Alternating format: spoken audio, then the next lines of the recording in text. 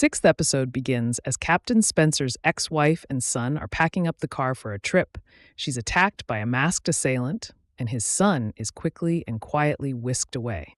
Meanwhile, Deb tells Dexter she's set them both up on a double date with Gio, her new beau, and Sophia, her best friend who's taken a fancy to Dexter.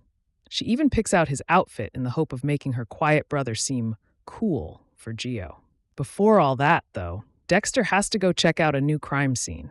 It's a suffocation case, and Dexter soon works out it could be the same person who killed two previous bodies he photographed.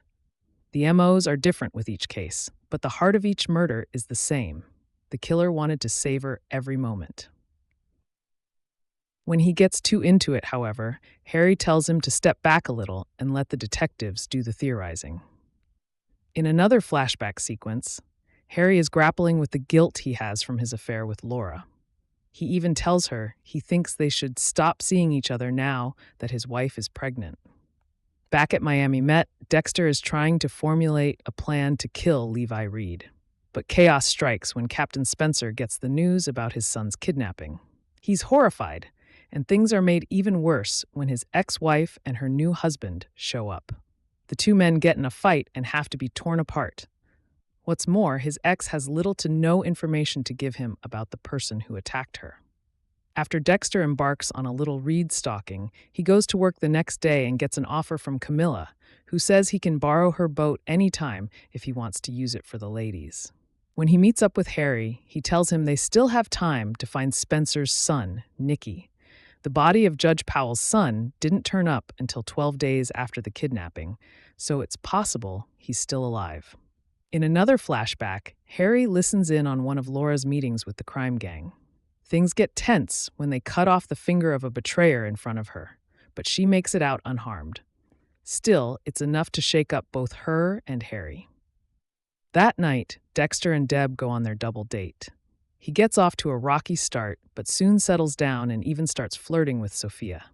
When a guy bumps into Deb, Gio gets pretty aggressive, but the group brushes it off and continue to have a fun night. A very fun night for Dexter, who gets a pretty unexpected gesture of affection from Sophia in the bathroom. Later, Deb convinces them to help her steal the new truck of her volleyball team rival, Tiffany. Dexter hotwires the truck, and Deb and Gio drive off and leave it abandoned on the beach. Meanwhile, Dexter drops Sophia home, who makes it clear she wants to see him again. Harry is back at work, getting increasingly frustrated that he can't help out on the Spencer case after being demoted for his mistake during the Levi Reed investigation. In another memory, he argues with Laura, who doesn't want to be an informant anymore after her scare. Their conversation is quickly interrupted when he has to run to the hospital to see his wife, who has just given birth to baby Deb. When he gets there, she reveals she knows everything about his affair and tells him he has to end it. Dexter goes back to stalking Levi Reed later that night and accidentally bumps into colleague Clark outside of a gay bar. When Reed stops to urinate in the street, Dexter drugs him and takes him back to his murder setup. When Reed awakens, bound down with plastic, Dexter forces him to admit to killing the families. He also tells him that once he's killed him, this would officially make Dexter a serial killer, since Reed would be his third victim. Reed confesses that he wanted to see them beg for their lives, but also points out that the two men aren't so different at all. As he notes, Dexter loves killing people just as much. Dexter pushes back, however, telling him he doesn't kill innocent people. Finally, he stabs Reed to death. Back at the office, Assistant Chief Borley runs a staff meeting to analyze everything they know about the kidnapping case. Unfortunately, it's not looking good. There's no evidence at all from the crime scene, and the team has no leads apart from one. A high-ranking cartel member named Rafael Campos, who Captain Spencer and Judge Powell both previously came down hard on after his arrest.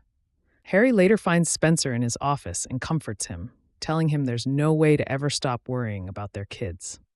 Meanwhile, Nicky finds himself in the same dingy cell Judge Powell's son was kept in. He's alive for now. The episode ends with Dexter running into a bit of trouble. As he drives towards the swamp to dump Reed's body in the water, he gets stopped by a cop who tells him it's now an active crime scene. Someone has found the arm belonging to Tony Ferrer. a huge piece of evidence that could lead everything back to Dexter.